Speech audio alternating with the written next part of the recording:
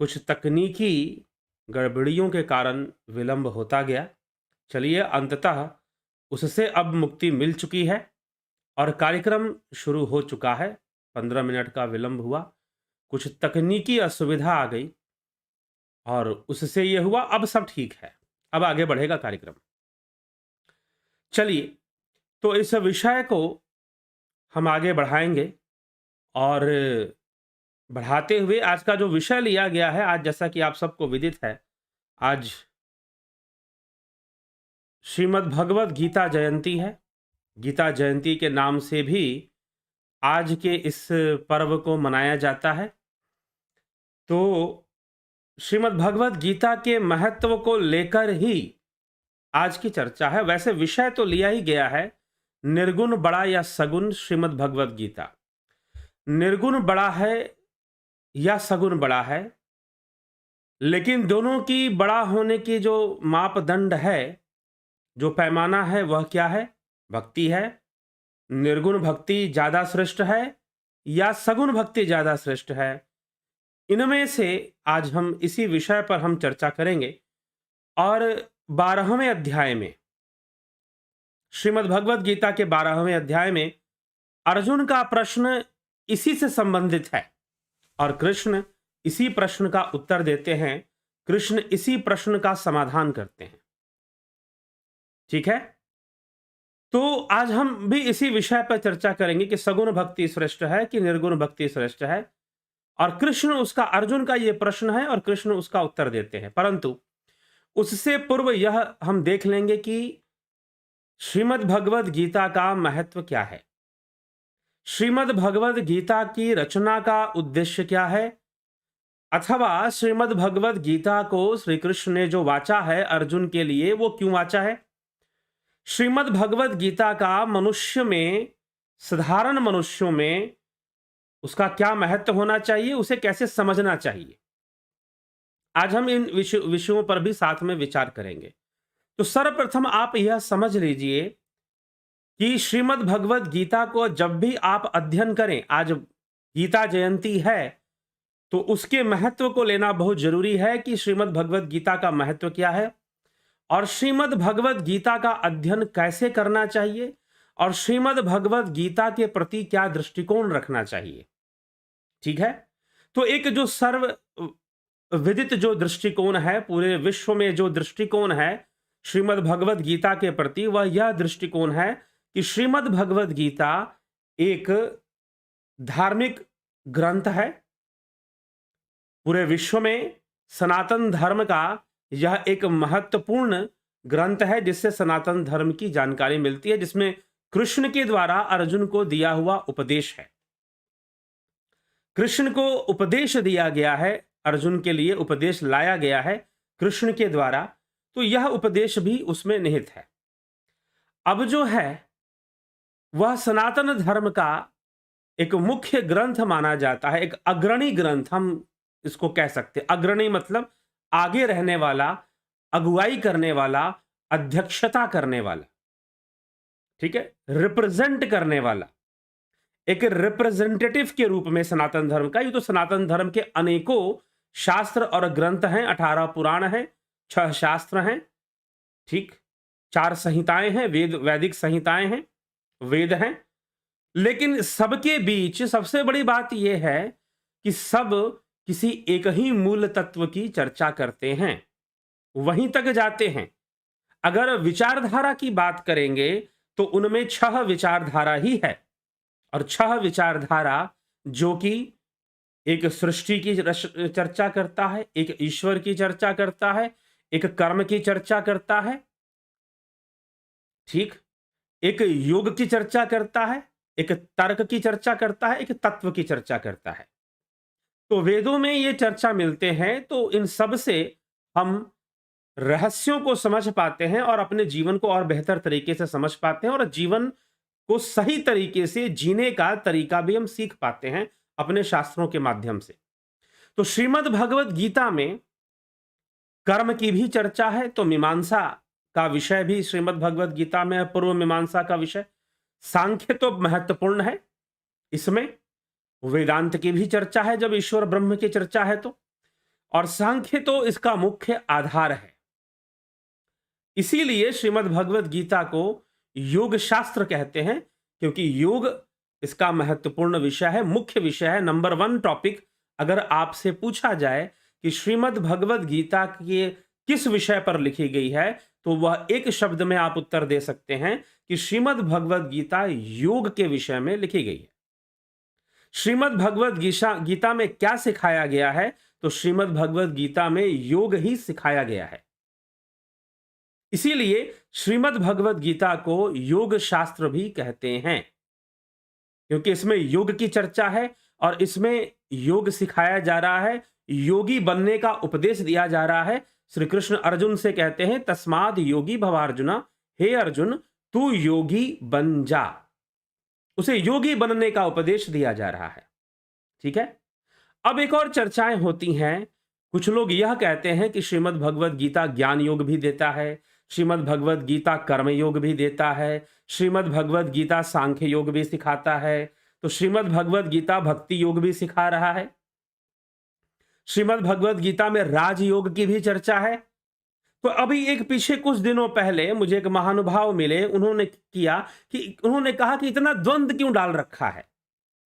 अरे जब भगवान कृष्ण को सिखाना था तो कोई एक ही योग सिखा देते। अब राजयोग भी सिखा रहे हैं, कर्म योग भी सिखा रहे हैं, भक्ति योग भी सिखा रहे हैं, अब जो है प्रेम योग भी चल रहा है, सब कुछ। तो इतना भ्रम पैदा करने की जरूरत क्या है? क्यों कृष्ण ने अर्जुन के सामने इतना भ्रम पैदा करा और हमारे लिए भी भ्रम पैदा कर दिया? तो चक्कर क्या है? ऐसा प्रश्न करने वाला व्यक्ति या तो राष्ट्र सनातन विरोधियों का शिकार बन चुका है या फिर पाखंडी गुरुओं का शिकार बन चुका है। ऐसा प्रश्न जो कह रहा है, जो ये प्रश्न कर रहा है कि गीता में भगवान ने ये भी सिखा दिया, भक्ति योग भी बता दिया, ज्ञान योग भी बता दिया, कर्म योग भी बता दिया, तो इतना कुछ कंफ्यूज करने की जरूरत क्या? उन महानुभाव का ऐसा प्रश्न था। तो उनको मैं यही उत्तर देना चाहूंगा कि आप या तो सनातन विरोधियों के पाखंड में आप आ चुके हैं या फिर पाखंडी गुरुओं के चक्कर में आप पड़े हुए। क्योंकि कोई भी सुलझा हुआ गुरु आपको कभी भी ऐसा उत्तर नहीं देगा, क्योंकि यहां पर जो अध्यायों का नाम दिया गया है श्रीमद् भगवत गीता में, आप देखिए दूसरे अध्याय का नाम सांख्य योग दिया गया है, अर्जुन विषाद योग दिया गया है प्रथम अध्याय का नाम, दूसरे नाम का सांख्य योग दे दिया है, फिर कर्म संन्यास योग दे दिया, फिर कर्म ज्ञान योग दे दिया, ज्ञान विज्ञान योग दे दिया, छठे अध्याय का नाम आत्म संयम योग दे दिया, 12वें अध्याय का नाम भक्ति योग दे दिया, विभूति योग दे दिया। तो इस प्रकार से जो नामकरण हुआ है अध्यायों का, यह श्री कृष्ण भगवान के द्वारा नहीं हुआ है, यह भाष्यकारों द्वारा हुआ है। क्या यह नाम वेदव्यास महर्षि वेदव्यास जी के द्वारा दिया गया है? जी नहीं, उनके द्वारा भी नहीं दिया गया है यह नाम।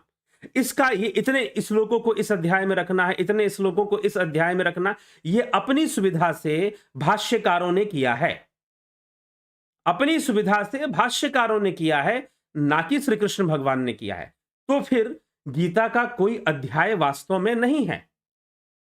ठीक, गीता तो बस अर्जुन के प्रश्न और कृष्ण का उत्तर। अर्जुन जो प्रश्न कर रहा है, अर्जुन जैसा जैसा प्रश्न कर रहा है, श्री कृष्ण उसको वैसे वैसे प्रश्नों का उत्तर दे रहे हैं। बस उसी में कहीं पर ज्ञान योग की चर्चा हो जाती है, कहीं कर्म योग की चर्चा हो जाती है, कहीं पुनर्जन्म की चर्चा हो जाती है, कभी कहीं तुलनात्मक चर्चा है, निर्गुण और सगुण का तुलनात्मक चर्चा हो जाती है। तो ये सारी बातें अर्जुन के प्रश्न और कृष्ण के उत्तर में बंधे हुए हैं। कृष्ण ने कोई अध्याय नहीं बनाए, कृष्ण इसके वक्ता हैं, इसके लेखक स्वयं महर्षि वेदव्यास जी ने जब महाभारत लिखा तो भीष्म पर्व के अंदर श्रीमद् भगवत गीता मिलती है। युद्ध प्रारंभ होता है भीष्म पर्व से, तो युद्ध प्रारंभ होने के पूर्व ही अर्जुन अपना संशय व्यक्त करता है, अपना अवसाद व्यक्त करता है, और उसके अवसाद को दूर करने के लिए श्री कृष्ण भगवान उसे उपदेश देना शुरू करते हैं। अर्जुन उनके उपदेशों पर प्रश्न करता है, क्रॉस क्वेश्चन। अर्जुन क्या करता है? क्रॉस क्वेश्चन करता है। तो क्रॉस क्वेश्चन करता है तो कृष्ण उसको भी समझाते हैं। तो अर्जुन के जैसे जैसे क्रॉस क्वेश्चंस हैं, कुछ क्वेश्चंस उसके व्यंग्यात्मक हैं, कुछ के क्वेश्चन उसके संशय से भरे हुए हैं और कुछ सवाल जिज्ञासा के वशीभूत हैं। कुछ बातें अर्जुन की अपने आप को सही साबित करने के लिए, नहीं मैं सही हूं, मेरी जो धारणा है कि युद्ध नहीं करूंगा मैं, क्योंकि मेरे सामने मेरे गुरुजन जिन्होंने धनुष बाण पकड़ना सिखाया, आज उन्हीं के विरुद्ध मैं युद्ध करूंगा, उन पर बाणों का संधान करूंगा। स्वप्न में भी मैंने ऐसा नहीं सोचा था। मेरे भीष्म पितामह जिनकी गोद में बैठकर मैं खाया पिया करता था, खेलता था, खेलता कूदता हुआ मैं बड़ा हो गया, जिनकी गोद में बैठकर आज उनके प्रति मुझे अपना गांडीव उठाना पड़ेगा, यह मेरे लिए दुर्भाग्यपूर्ण है। हे कृष्ण, यह युद्ध मुझसे नहीं होगा। तो अर्जुन का यह संशय और अपने बातों को सही पुष्ट करने के लिए, अपने बातों की पुष्टि करने के लिए अर्जुन तर्क देता है। एक तो अर्जुन के इस प्रकार के तर्क है। दूसरा, अर्जुन जिज्ञासावश प्रश्न करता है कि ऐसा ऐसा है तो ऐसा कैसे, वैसा है तो वैसा कैसे। इसीलिए पूरी गीता शुरू से लेकर अंत तक बंधी हुई है अर्जुन के प्रश्नों और कृष्ण के उत्तर से। इसमें कोई अलग अलग अध्याय नहीं है, भाष्यकारों ने अलग अलग अध्याय दिए हैं। भाष्यकारों ने अलग अलग अध्याय दिए हैं, ना कि श्री कृष्ण भगवान ने अलग अलग अध्याय दिए हैं। श्री कृष्ण भगवान ने कोई अलग से ज्ञान योग या कोई अलग से भक्ति योग नहीं सिखा रहे। वो यह तो अपने आप जैसा जैसा अर्जुन का प्रश्न है वैसा वैसा श्री कृष्ण उत्तर दे रहे हैं और अर्जुन के संशयों को नष्ट कर रहे हैं, अर्जुन के संशयों को नष्ट कर रहे हैं। तो आज का जो विषय है वह यही है कि निर्गुण बड़ा कि सगुण बड़ा। तो कई विषयों को अर्जुन ब्रह्मचारी होने की बात करता है, तो भगवान कृष्ण अर्जुन से कहते हैं कि यह तेरा मिथ्या आचरण होगा। अगर तू ब्रह्मचारी बनने इस समय जाएगा, युद्ध छोड़कर अगर तू ब्रह्मचारी बनेगा तो तू मिथ्याचारी कहलाएगा, क्योंकि ऐसे ब्रह्मचारी कोई नहीं बन जाता, क्योंकि इस समय तेरा जो स्वधर्म है वह क्षत्रिय धर्म है। तेरा स्वधर्म युद्ध करना ही इस समय उचित है और यही तेरा स्वधर्म है, क्योंकि यही तेरा स्वभाव है। योद्धा तो तू शुरू से है और यही तेरा स्वभाव है, इसीलिए इस समय तेरे लिए यही उचित है कि तू युद्ध कर। और रही बात ब्रह्मचारी बनने की, तो अनाश्रितो कर्म फलम कार्यम कर्म करोति यः स सन्यासी च योगी, अर्थात वही सन्यासी है और वही योगी है जो अनाश्रित होकर, सन्यासी च योगी, जो अनाश्रित होकर कर्म करता है, कर्म फल पर बिना आश्रय लिए, अर्थात कर्मों के फल पर आश्रित ना होकर करने योग्य जो भी कर्म उसके सामने आते हैं वह उसे करता है। और जो ऐसा करता है वह क्या है? वही सन्यासी है और वही योगी है, ना कि अग्नि कर्मों का त्यागने वाला और भगवा वेश धारण करने वाला मात्र सन्यासी हो जाएगा, ऐसी बात नहीं है। जो अनाश्रित कर्म फलम कार्यम कर्म करोति है, जो अनाश्रित कर्म फलम फल के ऊपर अनाश्रित होकर जो करने योग्य कर्तव्यों को पूर्ण कर रहा है वह योगी है और वही सन्यासी है। वही योगी है और वही सन्यासी है। ठीक है, तो इसीलिए हमें इस पर विचार करना चाहिए और विचार कर कर ही इस विषय को, गीता वास्तव में संशयों का निवारण करती है, पाखंड का खंडन करती है। कुछ लोग ये कह देते हैं कि भाई गीता तो धर्म सिखाता है इसलिए हमें शांति से रहना चाहिए। जी हां, गीता धर्म युक्त कर्म सिखाती है। इसलिए श्रीमद् भगवत गीता, भगवान कृष्ण का आप जब भी गीता पढ़ते हो तो आप उसके परिवेश को ही खत्म कर देते हो। और ज्यादातर गुरुजी लोग, ज्यादातर हमारे देश में गुरुजी लोग जब श्रीमद् भगवत गीता पे प्रवचन करते हैं तो पूरे गीता का परिवेश मार देते हैं, वही खत्म कर देते हैं उसको। वो ये भूल जाते हैं कि सारी चर्चा युद्ध भूमि में हो रही है और कृष्ण के समझाने का संपूर्ण उद्देश्य यही है कि सकारात्मक रूप से, नकारात्मक रूप से नहीं, क्योंकि नकारात्मक पक्ष का त्याग तो अर्जुन पहले ही कर चुका है। अर्जुन कह रहा है कि मैं आजीवन भिक्षा मांगकर अपना जीवन यापन कर लूंगा, परंतु युद्ध नहीं करूंगा। धन के लिए, अपने अधिकार के लिए, अपनी जायदाद के लिए, अपनी भूमि के लिए मैं युद्ध नहीं करूंगा, भीख मांगकर सारा जीवन व्यतीत कर दूंगा। कृष्ण समझाने में लगे हैं कि अर्जुन, अब यह युद्ध तुझ तक सीमित नहीं है, यह तेरा निर्णय है, तू भीख मांग लेगा, तू ब्रह्मचारियों की तरह जीवन व्यतीत कर लेगा, परंतु यह नपुंसकता ही कहलाएगी और यह धर्मच्युत भी होगा। यहां पर तू धर्म से भी गिरेगा, कर्म से भी गिरेगा, क्योंकि तेरा स्वधर्म ब्रह्मचारियों का नहीं है, तेरा स्वधर्म तो क्षत्रिय धर्म है और तू अपने स्वभाव के विरुद्ध, अपने स्वधर्म के विरुद्ध कर्म करने जा रहा है, तो तेरे द्वारा किया गया जो कर्म होगा वह मिथ्या आचरण होगा, तू मिथ्याचारी कहलाएगा। इसीलिए इस समय तेरा युद्ध करना ही उचित है। तो यह भूलना मत कभी भी गीता पढ़ते हुए कि श्रीमद् भगवत गीता का उपदेश कृष्ण अर्जुन को इसलिए दे रहे हैं कि वह युद्ध के लिए तैयार हो जाए, और वह युद्ध मात्र एक युद्ध भूमि में किए जाने वाला युद्ध नहीं था, प्रत्येक व्यक्ति के अपने भीतर चलने वाला युद्ध भी था। हाँ, ये सत्य है, कुछ संस्थाएं ये कहती है कि नहीं, गीता तो भूमि पर कभी हुआ ही नहीं, गीता तो हमारे मन को ऋषियों ने ऊपर जो है किताबों में लिख दिया। तो शास्त्रों को लेकर बहुत बड़ी बड़ी बातें करने वाले लोग हैं, लेकिन बेचारे करें क्या, वो उनकी स्थिति भी अपाहिजों जैसी है। अपाहिजों मतलब कि कोई ये कहेगा कि नहीं, यह तो मन में घटने वाले युद्ध को ही यहां पर लिख दिया गया। कुछ ऐसे मुझे कुछ लोग मिले जो अपने आप को बौद्धवादी कहते हैं, बौद्ध कहते हैं, और कहने लगे नहीं नहीं, ये सब तो कालांतर में लिखा गया है, यह सब तो बहुत बाद में इन सब चीजों की रचना हुई है, पहले ये सब चीजें नहीं थी बहुत। लेकिन भाई एक बात बताओ कि रचना किया किसने? तुमने क्यों ना कर लिया रचना? इतनी सारी तुम भी कर लेते।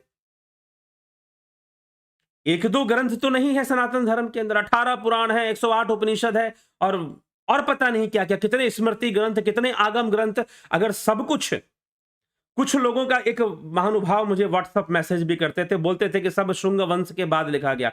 मतलब इतना मेहनत करने वाले विद्वान थे हमारे देश में, इतनी शिक्षित लोग थे हमारे देश में, जिन्होंने, क्योंकि एक व्यक्ति ने तो लिखा नहीं, यह तो प्रमाणित हो जाता है पढ़ने से भी, कि 108 उपनिषद भी लिख दिए, 18 पुराण भी लिख दिए, और वो सब जो है उसके बाद। तो तुम अपने, तुम्हारे जो, तुम जिस संप्रदाय के मानने वाले हो, वो लोग, उन लोगों ने इतनी मेहनत क्यों नहीं की? लिख लिए होते वो लोग, लेकिन बेचारे उतनी मेहनत कर नहीं पाए, लिख नहीं पाए। लिखने में मेहनत लगती है, कहना बहुत आसान है कि 18 पुराण ऐसे ही कल्पना है, 18 ऐसे ही कहानियां हैं, बेकार की चीजें हैं, पटपट पटपट मुंह चलता है ना लोगों का। कहना बहुत आसान है, तुम लिख के दिखाओ ना 18 पुराण। अगर ऐसा इतना ही आसान है 18 पुराण लिख देना, 108 उपनिषद लिख देना, तुम लिख के दिखा दो। तो विचार करना चाहिए, लोगों को इतना भी मूर्ख ना समझना शुरू कर दे कि आप कुछ भी बगर बगर करेंगे और दुनिया मानने लग जाएगी। तो इसीलिए यह ऋषि मुनियों के द्वारा अलग अलग समय पर, एक साथ नहीं दिए गए, अलग अलग समय पर लिखे गए कई ग्रंथ हैं, और जो हमारे विशेष दर्शन हैं, उन सभी विशेष दर्शनों का जो समावेश है वो अकेले श्रीमद् भगवद गीता में मिल जाती है, श्रीमद् भगवद गीता में अकेले ही प्राप्त हो जाती है। तो इसीलिए हमें कहीं भी इस तरह के लॉजिक्स के चक्कर में मत पड़िए। गीता युद्ध भूमि पर भी हुआ था, लेकिन साथ ही साथ अर्जुन के मन में भी युद्ध चल रहा था, साथ ही साथ आपके जो है सबके मन में युद्ध था। भीष्म के मन में भी युद्ध, द्रोण के मन में भी युद्ध, कर्ण के मन में भी द्वंद्व। क्या करे, अपने भाइयों का साथ देगा या अपने मित्र का साथ देगा? देखने में तो मित्र के साथ खड़ा है, लेकिन कृष्ण को वचन भी दे दिया है कि मैं अपने भाइयों का भी साथ दूंगा। ठीक है, तो इस प्रकार से सबके मन में एक द्वंद्व है, सबके मन के अंदर भी एक युद्ध चल रहा है, सबके मन में द्वंद्व भी है और सबके मन के भीतर एक युद्ध भी चल रहा है। तो अर्जुन के मन में भी युद्ध है, और अर्जुन उस मन वाले युद्ध से, बाहर का युद्ध छोड़ दो, बाहर का युद्ध जीतने की कला तो उसके पास है, बाहुबल भी उसके पास है, परंतु अपने भीतर वाले मन से कहीं ना कहीं वो हार रहा है, कहीं ना कहीं भीतर वाले युद्ध में वो पराजित हो रहा है, और अवसाद से ग्रसित होकर गांडीव छोड़कर श्री कृष्ण से कहता है कि मुझसे युद्ध नहीं होगा। और श्री कृष्ण उसे खड़ा करते हैं कि अर्जुन, तुझे युद्ध करना है, इसलिए नहीं, तुझे अपने लिए नहीं करना है, तुझे समाज के लिए करना है, तुझे धर्म के लिए करना है। इसलिए हर विधि से अब श्री कृष्ण उसे समझाना शुरू कर देते हैं। अर्जुन जैसी बातें करता है उसे वैसा समझाया जा रहा है। अर्जुन कहता है कि कर्मों का फल बुरा होता है। युद्ध में मैं अपने पितामह, अपने भीष्म पितामह, अपने गुरुजनों पर शस्त्र चलाऊंगा, मुझे नरक का भोग करना पड़ेगा, मुझे मेरी दुर्गति होगी। तो कृष्ण उसे पुनर्जन्म के बारे में बताते हैं, कृष्ण उसे कर्म की गति के बारे में समझाते हैं। अर्जुन जैसे जैसे तर्क देता है और जैसे जैसे प्रश्न करता है, कृष्ण उसे समझा रहे हैं और धर्म का मर्म भी समझा रहे हैं कि अच्छे से तू धर्म को समझ ले। अंततः कृष्ण का एक ही उद्देश्य है कि अर्जुन धर्म युद्ध के लिए तैयार हो जाए, इस युद्ध के लिए, महाभारत के युद्ध के लिए तैयार हो जाए और उस युद्ध को अनुचित ना समझे। उसके मन में कुछ दूसरी धारणाएं बनी हुई हैं। वह कई अधर्मों और अन्याय को भूलकर मात्र अपने लिए सोच रहा है, अपने पुण्य की बात सोच रहा है। वह समाज के पुण्य के बारे में कुछ भी नहीं सोच रहा। वह अपने पुण्य के बारे में सोच रहा है कि मेरा पुण्य बढ़ना चाहिए और मुझे पुण्य कर्मों का फल मिलना चाहिए।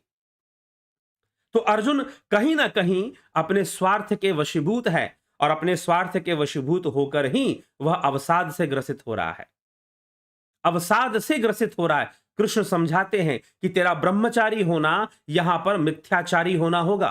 तो ब्रह्मचारी नहीं, मिथ्याचारी जरूर बन जाएगा। ठीक है, तो इसीलिए श्रीमद् भगवद गीता को जब गुरुजी लोग सुनाते हैं, उनसे रिक्वेस्ट है मेरी, और आप लोग भी उनसे रिक्वेस्ट कर दीजिए, इस गीता का परिवेश को नष्ट मत करिए। गीता को कोई एकदम ऐसे मत सुनाना शुरू कर दीजिए कि जैसे नाचना गाना ही गीता हो गया, जैसे शांति से एकदम बैठ जाना ही गीता हो गया। जी नहीं, गीता कर्म का उपदेश है, गीता ज्ञान का उपदेश है, गीता राजयोग का उपदेश है। गीता ध्यान समाधि की भी बात करता है और कर्म योग की भी बात करती है। क्षमा करें, कहीं कहीं पर त्रुटि हो रही है। तो गीता योग की भी बात करती है और योगी भाव रखकर अर्जुन को युद्ध करने की शिक्षा अर्जुन कृष्ण दे रहे हैं। योगी भाव रखकर श्री कृष्ण अर्जुन को युद्ध करने की शिक्षा दे रहे हैं, क्योंकि योगी सुख दुखे समय कृत्वा लाभा लाभो जया जयो, जो सुख दुख में, लाभ हानि में, जय पराजय में, मान अपमान में सम रहना जानता है, वह योगी है। अर्जुन तू योगी बन जा, तस्माद योगी भव अर्जुना। हे अर्जुन तू योगी बन जा, तू योगी बन जा और योगी बनकर तू युद्ध कर। अनासक्त भाव से युद्ध कर, कर्म का फल नहीं। आज जो उचित है, युद्ध करना उचित है, इस बात को अच्छी तरह से समझ और तू युद्ध के लिए तैयार हो जा। तो अर्जुन को युद्ध के लिए तैयार करना श्री कृष्ण का उद्देश्य है और इसके लिए वो कोई झूठ का सहारा नहीं लेते, कोई तर्क का सहारा नहीं। अर्जुन के जो प्रश्न है उसी का उत्तर दे रहे हैं, जैसे प्रश्न है उसी का उत्तर दे रहे हैं। तत्व के बारे में, धर्म के बारे में, ज्ञान के बारे में, स्वरूप के बारे में, आत्मा के बारे में जो समझना चाहिए, क्योंकि अर्जुन का प्रश्न ही कर्म के ऊपर है, अर्जुन का प्रश्न ही नरक और स्वर्ग के ऊपर है, अर्जुन का प्रश्न ही जन्म मृत्यु के ऊपर है। क्योंकि युद्ध भूमि में क्या चर्चा होगी? जन्म और मृत्यु की तो चर्चा होगी ना, जीवन और मृत्यु, यही तो दो प्रश्न हैं युद्ध भूमि में। अरे भाई, कोई बचेगा तो जीवन जिएगा, नहीं तो मृत्यु को प्राप्त हो जाएगा। बस यही दो परिस्थितियां तो बनती हैं युद्ध भूमि के अंदर, और इन्हीं दो परिस्थितियों पर, जीवन और मृत्यु, इन्हीं दो परिस्थितियों पर अर्जुन का प्रश्न है। और जीवन मृत्यु के साथ कर्मों की गति, कर्म हमें क्या फल देंगे, अगर जीवन मृत्यु और कर्म, इन्हीं प्रश्नों पर अर्जुन के प्रश्न है और इन्हीं का उत्तर श्री कृष्ण देने में लगे हुए हैं। और यही श्रीमद् भगवद गीता है। अध्याय तो बाद में भाष्यकारों ने बना दिए,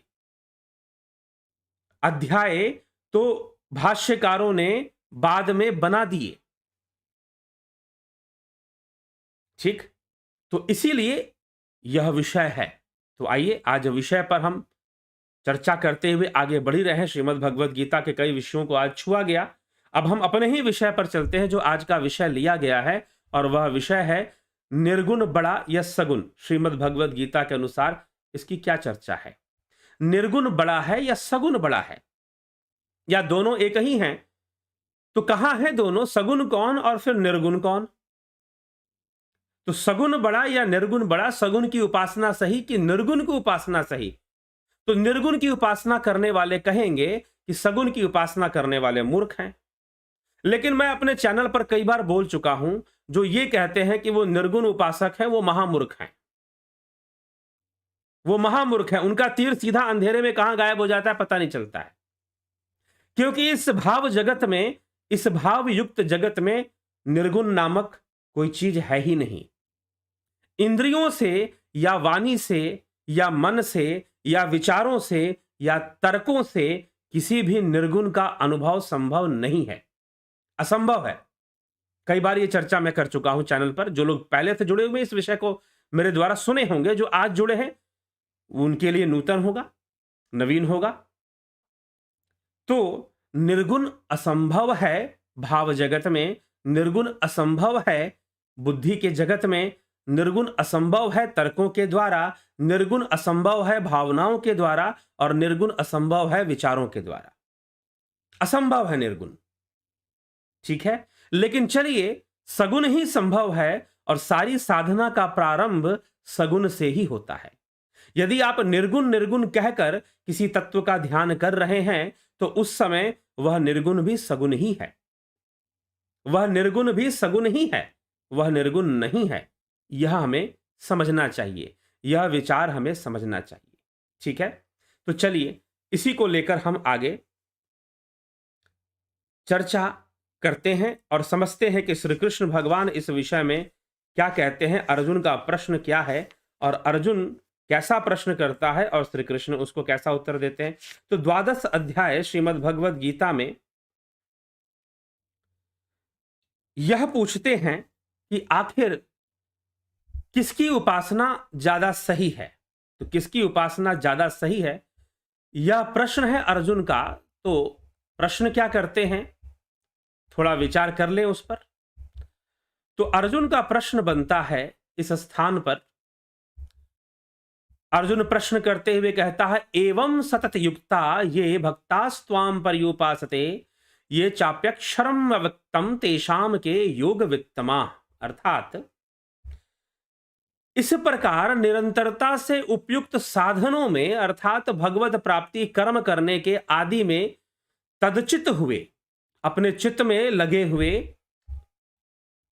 जो भक्त अनन्य भाव से शरण होकर पूर्वदर्शित, यहां पर कहा गया पूर्वदर्शित, जो विश्वरूपधारी आपका स्वरूप है उसकी उपासना करता है, उसी का ध्यान करता है, ठीक है। और दूसरा कौन है, तथा दूसरे जो समस्त वासनाओं का त्याग करते हुए ज्ञानी जन, उपयुक्त विशेषणों से युक्त परम अक्षर जो समस्त उपाधियों से रहित है, उपाधि रहित, उसकी कोई उपाधि नहीं है, उसकी कोई विभूति भी नहीं है, जो समस्त उपाधियों से रहित होने के कारण अव्यक्त है।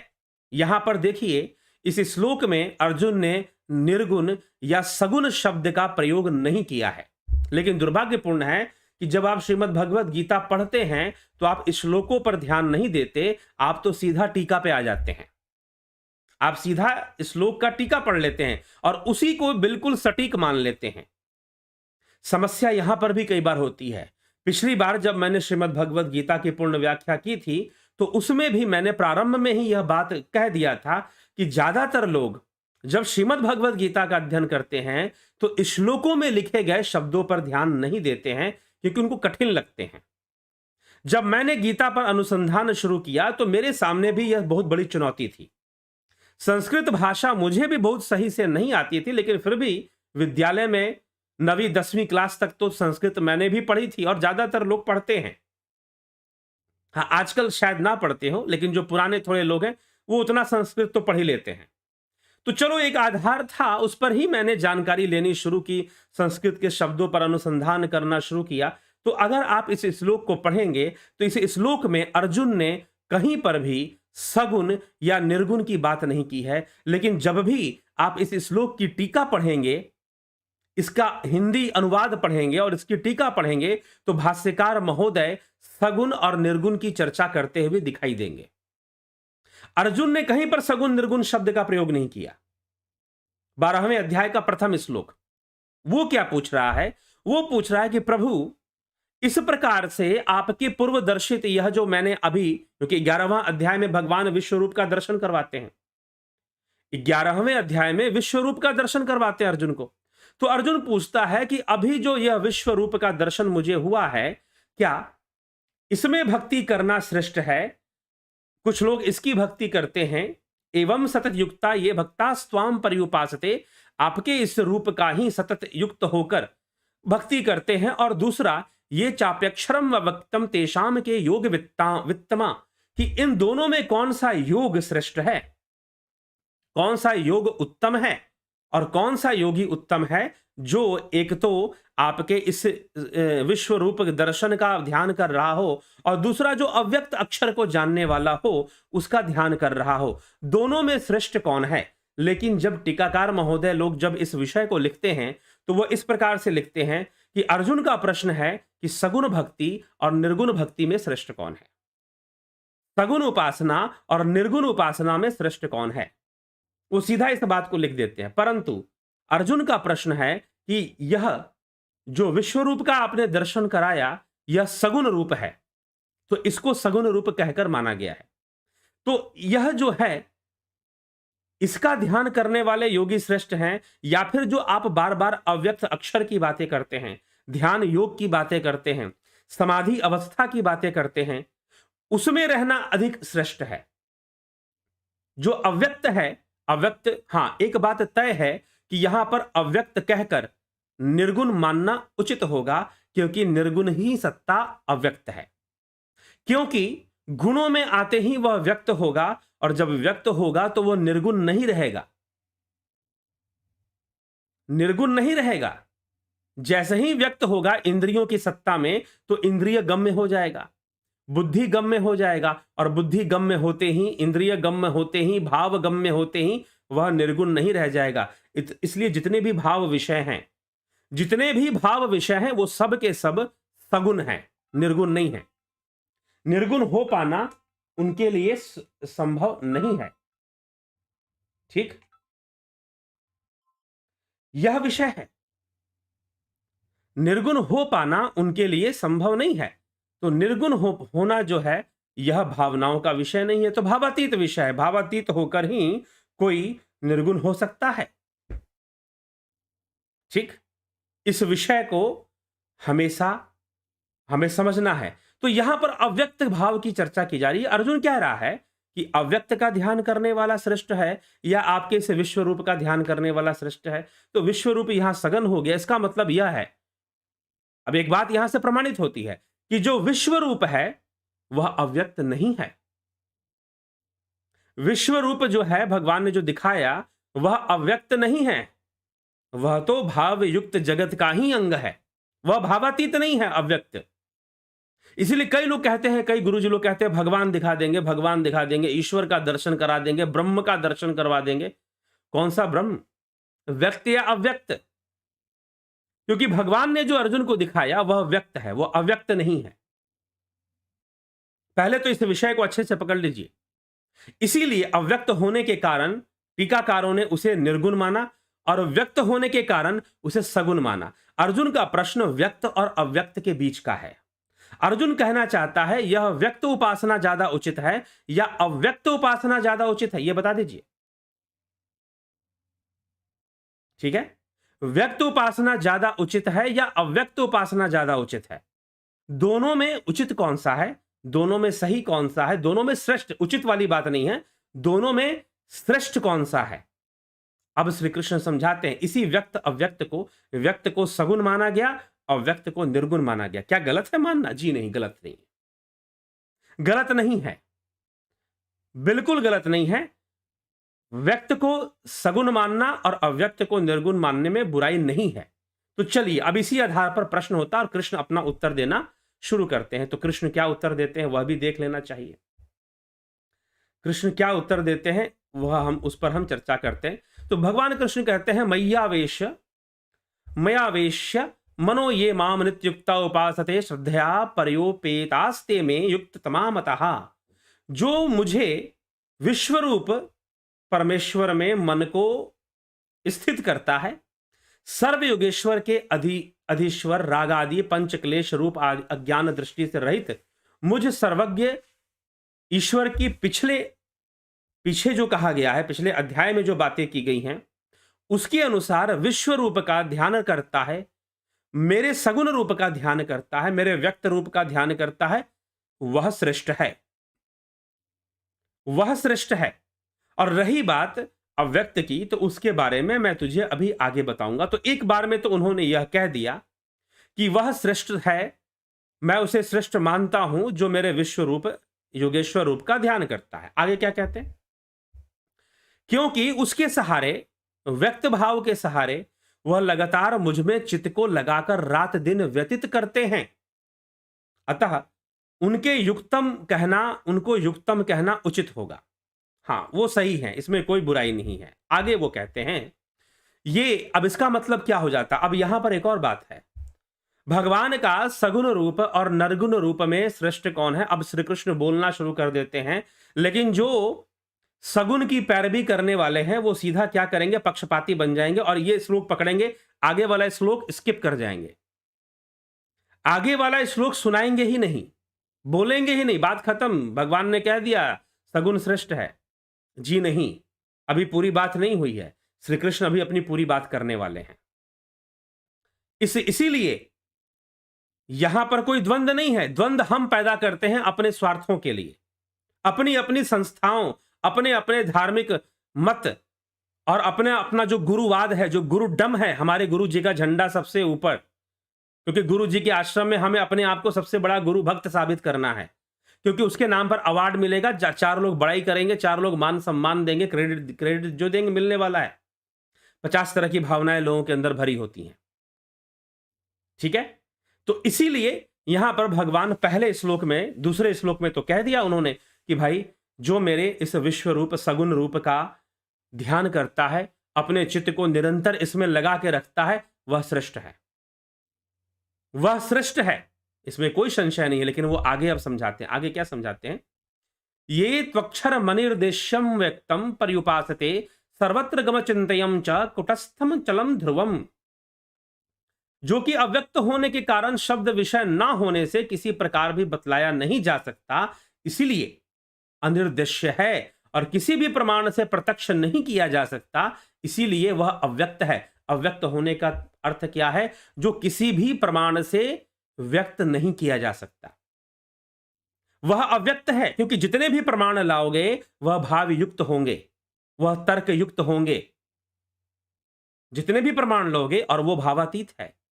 वह जो अव्यक्त है वो भावातीत है, वह तो कैवल्य में जाकर अनुभव गम्य होता है, वह भावातीत है। इसीलिए कई लोग कहते हैं कि मैंने यहां पर प्रकाश देख लिया मतलब भगवान देख लिया। ठीक है, वह भी भगवान की एक अभिव्यक्ति है, एक विवर्त है, ब्रह्म का एक विवर्त है, एक अभिव्यक्ति है, ना कि स्वयं शुद्ध रूप में ब्रह्म है।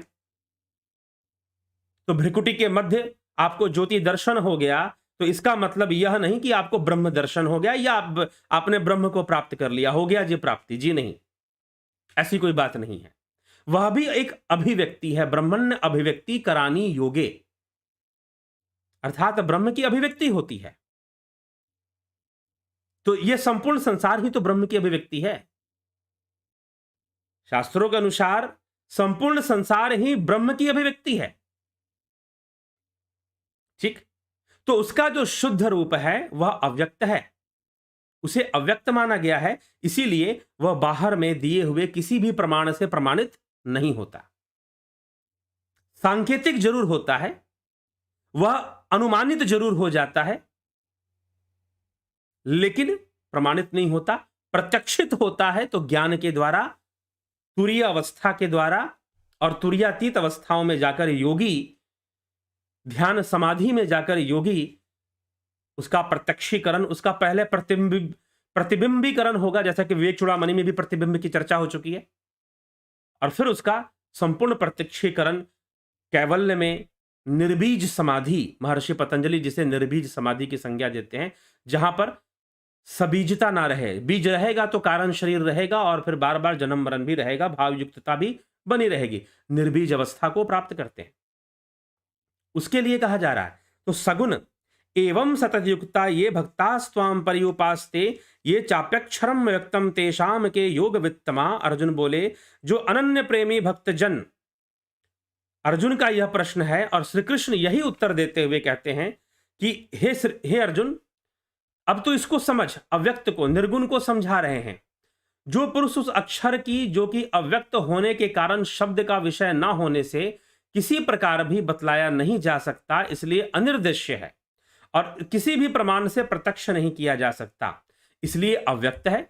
उपास्य वस्तु को शास्त्रोक्त विधि से बुद्धि का विषय बनाकर उसके समीप पहुंचकर तैलवारा के तुल्य समान वृत्तियों के प्रवाह से जो दीर्घ काल तक उसमें स्थित रहने से उसकी उपासना कहते हैं। उस अक्षर के विशेषण बतलाते हुए कहते हैं कि वह आकाश के समान सर्वव्यापक है और अव्यक्त होने से अचिंत्य है, क्योंकि जो वस्तु इंद्रियादि कारणों में जानने में आती है उसी का मन से भी चिंतन किया जाता है, परंतु वह अव्यक्त अक्षर उससे विपरीत होने के कारण अचिंत्य है और कुटस्थ है, वह अव्यक्त है। तो उस अव्यक्त तक जो पहुंचना है वो कठिन जान पड़ता है। तो श्री कृष्ण भगवान कहते हैं, सनिन्यमेन्द्रिय ग्रामम सर्वत्र संबुद्धय ते प्राप्नुवन्ति मामेव सर्वभूत हिते रतः।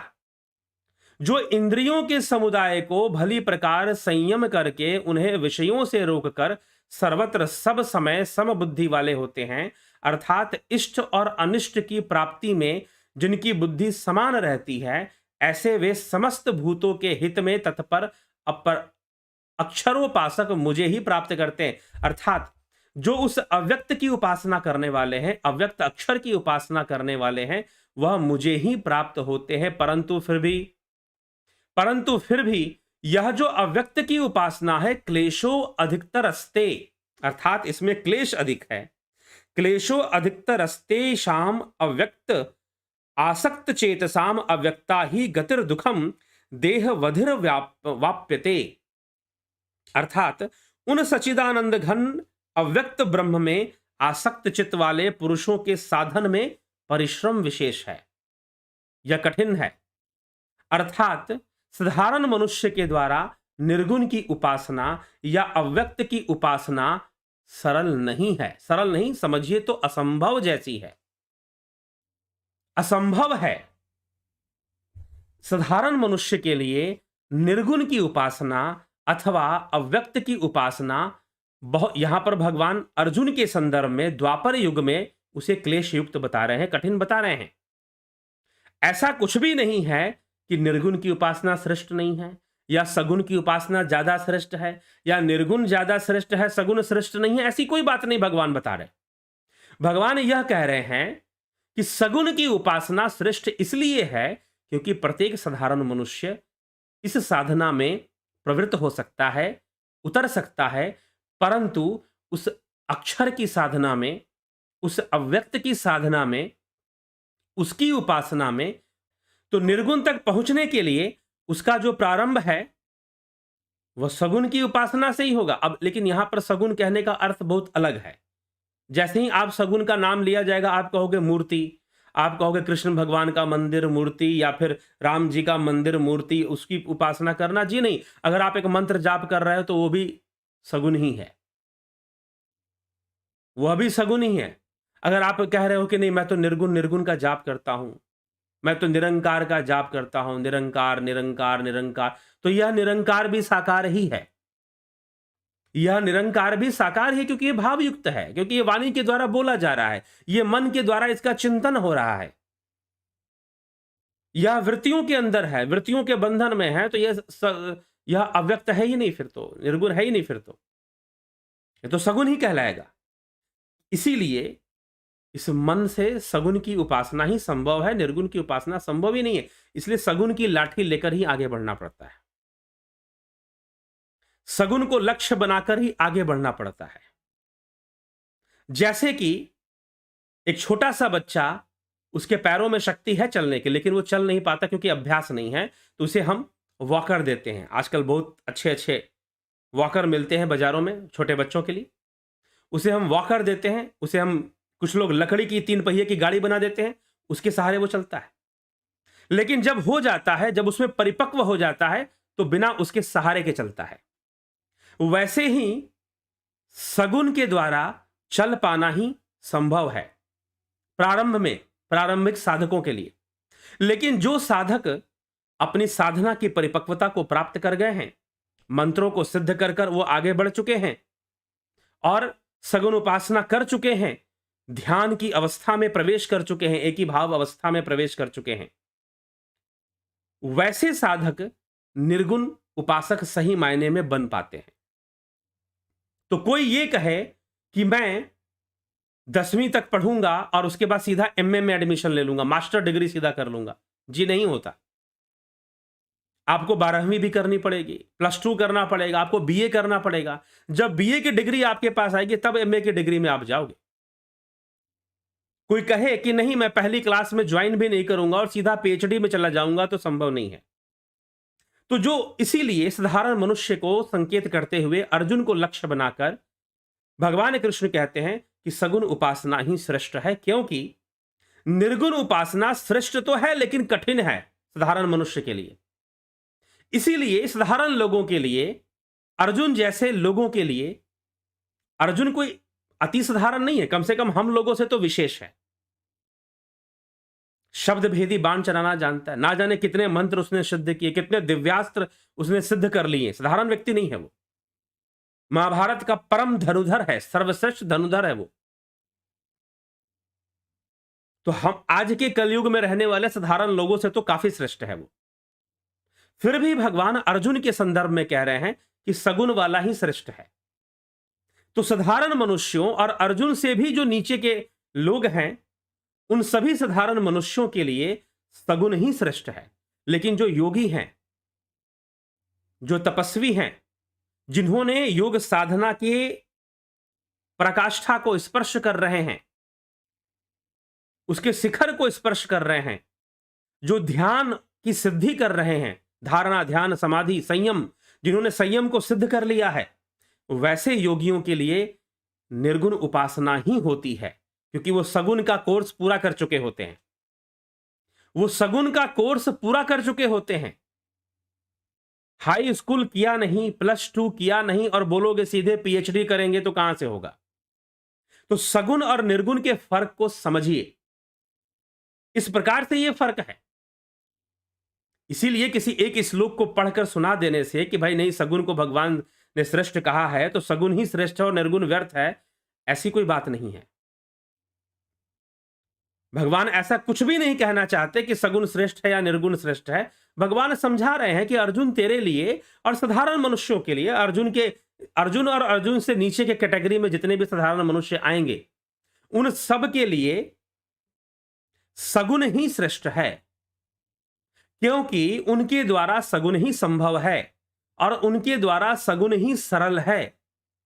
निर्गुण की उपासना बहुत क्लेशों को सहते हुए योगी जन, जो ध्यान की अवस्था तक, ध्यान समाधि की अवस्था तक जो योगी पहुंचते हैं, वही निर्गुण को जान पाते हैं, वही निर्गुण के असली उपासक माने जा सकते हैं।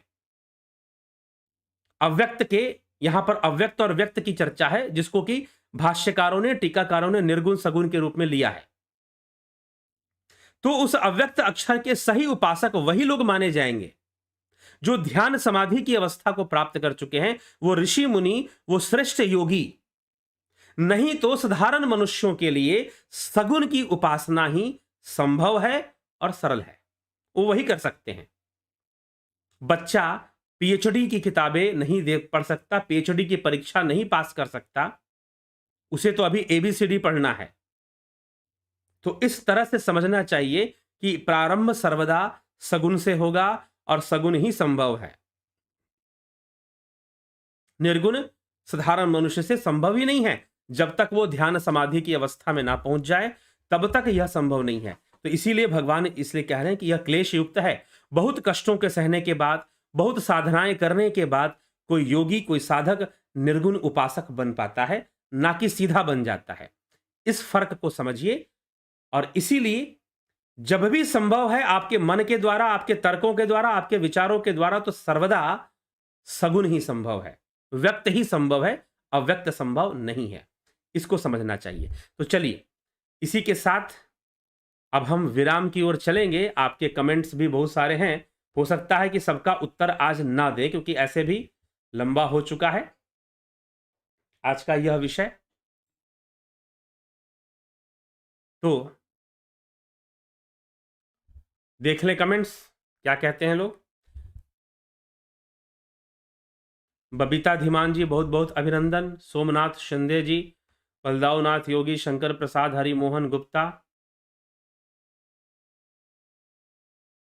शंकराचार्य ने एक ही सत्य माना है, ब्रह्म। रामानुजाचार्य ने 3 सत्य माने हैं, जीव, प्रकृति और ब्रह्म। ऐसा क्यों, कृपया बताएंगे। अभी रामचरितमानस की जब चर्चा होगी तो उसमें चर्चा हो, कई बार चर्चा कर चुके हैं। हरिमोहन गुप्ता जी, अगर आप वीडियो, अगर सिर्फ कमेंट करने के अलावा वीडियो सुनते भी हैं तो इस पर चर्चा तो बहुत पहले भी कई बार हो चुकी है। बुद्ध ने ऐसा क्यों कहा कि संसार दुखमय है, जीवन जीना सीखो, आत्मा और भगवान के बारे में कुछ नहीं बताया? बताया है, अलग शब्दों में बताया है, ठीक है। और दूसरी बात कि संसार दुखमय है, ये तो सांख्य सूत्र कहते हैं कि संसार दुखमय है। राजूपाल जी, संजय कुमार जी, शाक्ति पीठ पर ध्यान करने पर योग में क्या वृद्धि होती है? ध्यान करने से ही योग में वृद्धि होती है।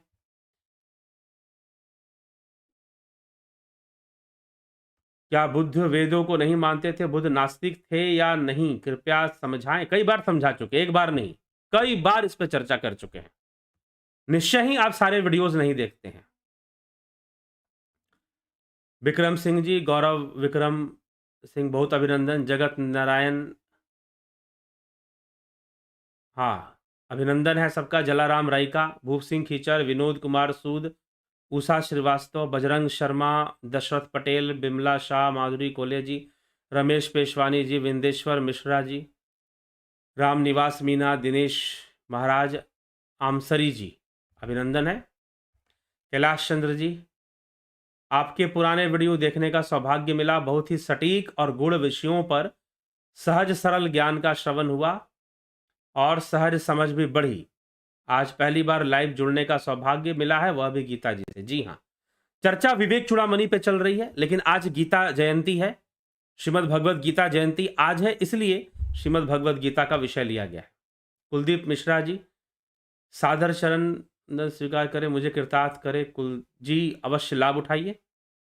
अमित निम्बालकर जी, सविता नायक जी, जोंती दत्ता जी, अर्जन चौहान, गंभीर शाह, पिंटू वासवा, रविंद्र राणा, योगेंद्र पंडित, सरोज कृष्णानी, ओम प्रकाश जी। सर, मंत्र योग के द्वारा निर्गुण ब्रह्म को पाया जा सकता है, यानी आत्मा में स्थित हुआ जा सकता है। मंत्र युग के द्वारा मंत्रों को सिद्ध किया जा सकता है, ठीक है। हाँ, प्रारंभिक साधना मंत्रों के द्वारा होती है, इसमें कोई बुराई नहीं है, लेकिन अंततः ना कोई मंत्र, ना कोई विचार, ना कोई वृत्ति, इस अवस्था में जाकर ही निर्गुण की प्राप्ति है। अनिल कुमार जी, बजरंग शर्मा जी, ब्राह्मणों के लिए क्या कर्म विधान है, कृपया बताएं। कई बार इस पर भी मीमांसा दर्शन में इस पर भी चर्चा है। स्मिता सावंत, राकेश शर्मा, सुनिधि पाठक, स्पिरिचुअल विद साइंटिफिक बुक, अगर श्री कृष्ण उपदेश ना देते तो अर्जुन तो युधिष्ठिर की सारी सेना मरवा देता। जी, कुछ ऐसा ही लग रहा था। राकेश शर्मा, कमलेश खैरनर, जितेंद्र केवट, रियल फैक्ट्स, गीता जयंती की शुभकामनाएं आपको भी। शिवम भट्ट, जय श्री राम गुरु जी, मिथिलेश सिंह जी, सुरेश सोलंकी, भक्ति सिंह, कोई बड़ा नहीं, दोनों एक ही है, ब्रह्म के कारण सगुण एवं निर्गुण दिखाई देता। दिखाई तो नहीं देता, निर्गुण इंद्रियों का विषय ही नहीं है तो दिखेगा कहां से। अजीत अपराजित जी, संजय सिसोदिया, जयंती भाई पटेल, जयराम जी, सनातन धर्म का महत्व पूरी दुनिया को समझ में आ रहा है, तो नास्तिक लोग लोगों में नास्तिकता फैलाने का एजेंडा चला रहे हैं। जी हाँ, वो अपना काम करते रहते हैं। संजीव, कुतर्कों को जवाब देना आवश्यक है, यह लोग को भ्रमित कर देते हैं। जी हाँ, जवाब भी देना सही है, बात सही है। गणेश पवार जी, संजीव जी,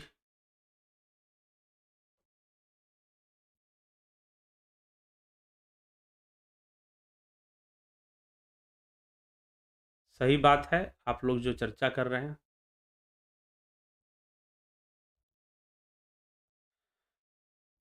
सनातन धर्म में लोगों के लिए उतना ही आवश्यक है जितना कि एक शरीर को जीवित रहने के लिए प्राणवायु जरूरी है। सनातन धर्म की उपेक्षा का अर्थ पूरी मानव जाति का विनाश है। बिल्कुल सही, सही बात। ए जयराम जी,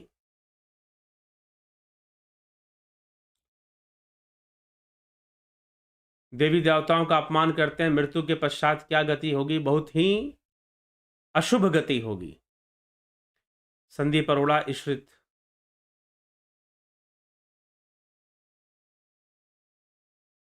वो खुद को नहीं जान पाते, ना ही जयराम जी, ना ही ब्रह्म ज्ञान ले पाते हैं, क्योंकि उनको उससे मिलने वाली प्रेरणा ही नहीं मिलती है। चलो, ब्रह्म ज्ञान कहाँ से लेंगे वो? इन नास्तिक जाहिलों, और ब्रह्म ज्ञान लेने और देने की चीज भी कहाँ है? इन नास्तिक जाहिलों के कारण पूरी दुनिया, पूरी मानवता संकट में आ गई है। नहीं आई अभी, चिंता मत कीजिए। स्पिरिचुअल ध्यान योग में क्या क्या योग सिखाए जाते हैं? स्पिरिचुअल ध्यान योग में यहाँ पर जो ध्यान योग का कोर्स चलता है, guided meditation, transcendental meditation, spiritual healing technique, प्रणव साधना, नाद ध्यान, ज्योति साधना, ठीक है, यह सारी चीजें, उद्गीत साधना, ये सारी चीजें इसमें सिखाई जाती है। दिव्य नेत्र की साधना, आज्ञा तो ये कोर्स के अंतर्गत चलता है। ये सारी चीजें अष्टांग योग पर आधारित है। यह